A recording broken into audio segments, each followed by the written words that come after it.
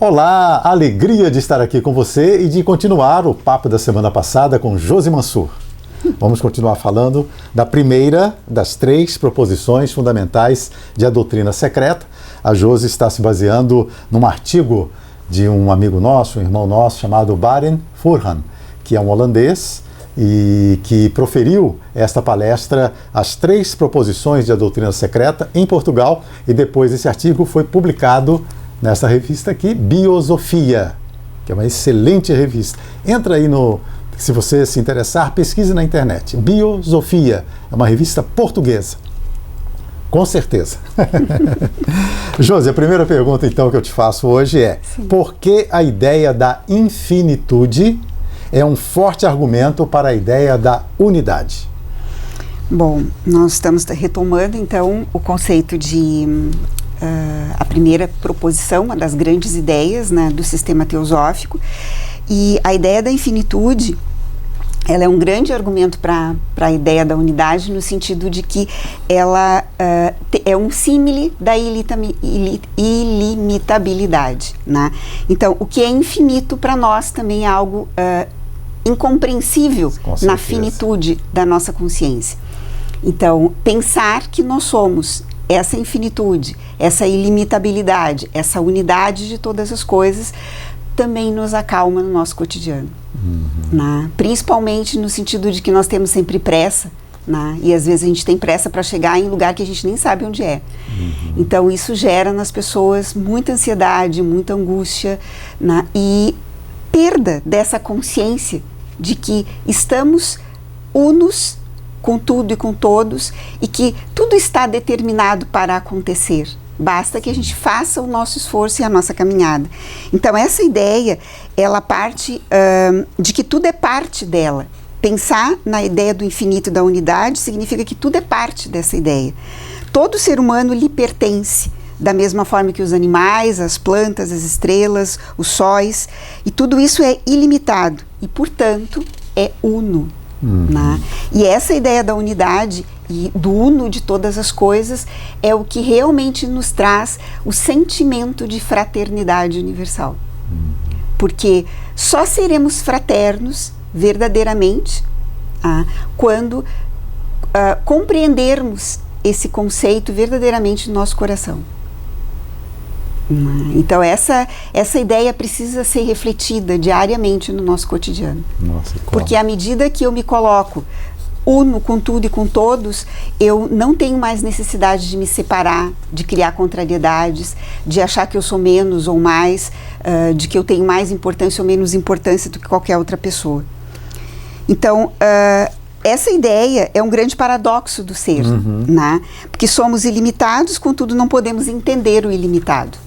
Sim, porque com uma consciência limitada não conseguimos entender o ilimitado, mas na realidade, em essência, nós somos ilimitados também. Sim, nossa evolução não tem limites. Exatamente. Então, esse paradoxo, né, ele às vezes gera nos seres humanos uma angústia, por um lado. Né? Mas por outro lado, à medida que eu vou trabalhando com esse paradoxo, eu vou percebendo que não há necessidade disso. Né? Por quê? Porque somos uno em realidade. Então, ele também explica a questão de que não é uma coisa que nos separa, né? E nem uma coisa que nos une. É essa grande realidade una, né? Que em manifestação ela vai gerar ambientes para que a gente se desenvolva e verdadeiramente viva essa unidade em fraternidade. Em sociedades mais iguais, em sociedades mais fraternas, em sociedades mais amorosas, mais compassivas, né? Em sociedades onde realmente se pratique uma igualdade. Tá? É um sonho que vale a pena sonhar. Né? Onde realmente se pratique uma liberdade. Sim. E onde verdadeiramente se pratique uma fraternidade. Tá, então, se a Revolução Francesa não deu certo, é porque ela não trabalhou com a ideia da fraternidade. Ela realmente não foi compreendida por aquele conjunto de pessoas. E como até hoje ainda não é compreendida. Mas o que é o cerne, o coração da teosofia é fazer-se compreender através dessa desse grande princípio da unidade. Sim. E é isso que vai ser o futuro da humanidade. Claro. De sermos uma grande sociedade fraterna. E a Sociedade Teosófica vem trabalhando por isso desde a sua fundação, no século XIX, e o primeiro objetivo dela é a fraternidade universal, criar um núcleo de fraternidade universal sem distinções. Exatamente. Não é? Então, trabalhar essa ideia nos ajuda no cotidiano, né? Porque à medida que eu me sinto uno com tudo e com todos, né, eu vou trabalhando questões que me separam, questões que me fazem ficar tristes, questões que me fazem ficar menos ou mais que alguém. Né? Então, a partir do momento que eu consigo olhar para o ser humano que está do meu lado e ver essa essência una, que brilha, que é ilimitada, que é uma potência a se desenvolver, isso me facilita o andar e o conviver na sociedade. Sim, que eu vejo que ele é uma potência que está se desenvolvendo para exercer um papel. Eu para exercer outro papel e cada um de nós com seus papéis. Exatamente. Não podemos misturar. E isso também nos tira dessa ideia, como eu falei no programa anterior, dessa ideia de separatividade antropomórfica, né? Onde eu tenho sempre que estar pendurado a um ser que vai me dar aquilo que eu preciso. Sim. E na realidade esse ser já habita dentro de mim. Né? Eu sou parte dessa essência. E quando eu me sinto parte dessa essência, eu me sinto também uma divindade.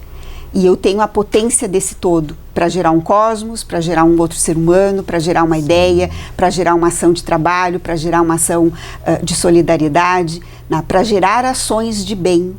Né? Então, isso é necessário ser trabalhado, essa ideia que nega a ideia antropomórfica. Né? Ela quebra a ideia antropomórfica. Isso é importante de ser trabalhado como fundamento para a compreensão dos princípios fraternos. Porque se o ser humano, independente de qualquer religião, de qualquer sociedade filosófica que lhe pertença, se ele não construir essa ideia em seu coração, ele jamais vai conseguir colocar suas outras ideias em prática. Sim. Porque se não formos fraternos, vamos separar. Somos separados e egoístas e não vamos cumprir o nosso ciclo evolutivo. Claro, devidamente. A nossa alma peregrina não vai se unir com a alma universal. Ela só vai buscar essa unidade quando ela percebe essa unidade em si mesma. Né? E ela desperta esse desejo de se sentir uno com todos. Tem aqui, Josi, a primeira parte, o primeiro parágrafo do artigo do Barend, ele fala assim: quando se folheia pela primeira vez a obra magna de Helena Blavatsky, A Doutrina Secreta, não se descortinam imediatamente na obra referências a uma sociedade baseada na compaixão e na fraternidade universal. Talvez o livro seja considerado muito erudito, misterioso ou até enigmático, pelo que poucos se aperceberão de que a doutrina secreta tem um relacionamento direto com a prática da vida diária. Exatamente. Então, à primeira vista pode ser, mas o que isso tem a ver com a minha vida, com a vida prática, com a prática teosófica? Mas aí tudo que você está dizendo relaciona esses ensinamentos exatamente com a vida prática, que é o relacionamento, que é a noção da unidade, que é a fraternidade, e que é tudo isso que a sociedade precisa, né? Exatamente. Então, esse livro, que é o primeiro tomo da obra da doutrina secreta, que é a Cosmogênese, ele traz 7 grandes ideias, ou 7 grandes instâncias, que vão falar da origem do universo, desde o universo que dormia, que estava em repouso, até o universo que desperta, e desperta com ele todas as hierarquias que existiram em outros universos e que vão compor o novo universo, até chegar ao homem. Então, esse livro, ele conta a história da humanidade. Por isso que ele é um livro que revela a compaixão. Porque ciclicamente essa realidade una reaparece. Depois de um tempo de dissolução de todas as coisas, ela aproveita tudo que foi dissolvido e recoloca esses átomos, essas ideias, essas formas em nova forma harmônica, num novo ciclo de vida. Então nós temos sempre uma nova oportunidade de desenvolvimento e de evolução, né? Devido à compaixão e à amorosidade dessa realidade una, né? Ela é amorosa, ela é compassiva com o ser humano. Porque imagina se nós tivéssemos só uma existência de mais ou menos 80, 100 anos, que é o que vivemos hoje, e não tivéssemos mais nada. Nossa, né? Seria algo muito ruim. Né? Para alguns talvez se sentiriam em paz porque parariam de sofrer, mas não é esse o sentido da existência. O sentido da existência é uma unidade plena, né? E essa ideia nos leva novamente a essa unidade. Então nós precisamos entender que ciclicamente nós retomamos ou retornamos como individualidade e retornamos com uma hierarquia, né, de seres conscientes, inteligentes e amorosos, que são os grandes instrutores da humanidade, que vêm nos auxiliar no progresso e no desenvolvimento do homem e de todos os seres. Excelente, Josi. Então essa segunda ideia da ciclicidade é que você vai abordar num próximo programa. Exatamente. Não é? Segunda proposição fundamental de A Doutrina Secreta. Nós temos ainda 1 minuto e eu gostaria de mostrar e pedir a sua opinião sobre esse livro aqui. Falamos na semana passada e voltamos a mostrar para você. A Blavatsky, né, se reunia com seus alunos lá em Londres, logo depois que ela escreveu A Doutrina Secreta, e respondia perguntas dos seus alunos a respeito da doutrina, tirando dúvidas sobre ela, principalmente cosmogênese. E a editora Teosófica acabou de lançar este livro aqui, ó. Entre no site da Sociedade Teosófica, da editora Teosófica, se você se interessar em adquiri-lo. Comentários sobre a Doutrina Secreta, Diálogos com H.P. Blavatsky.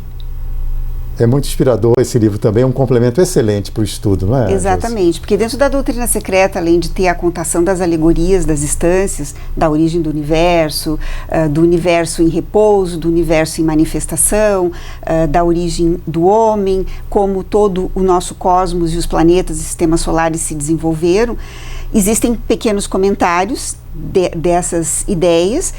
E as atas, os diálogos são um complemento, porque nós nos sentimos falando diretamente com Blavatsky, ela nos respondendo questões que para nós ainda são abstratas, né, e às vezes de uma difícil compreensão, mas a leitura desse texto nos abre mais a compreensão desses temas. Então é uma leitura complementar muito importante que eu sugiro, quem é um estudioso da Doutrina Secreta, adquirir, porque vai ter uma grata surpresa, né, e uma alegria em poder estar lendo diretamente as palavras de Blavatsky, explicando conceitos como espaço abstrato absoluto, por exemplo, como realidade una, como a ciclicidade dos tempos, como a alma suprema, a grande anima mundi, né, a alma do universo e a alma que vai gerar a alma dos seres humanos.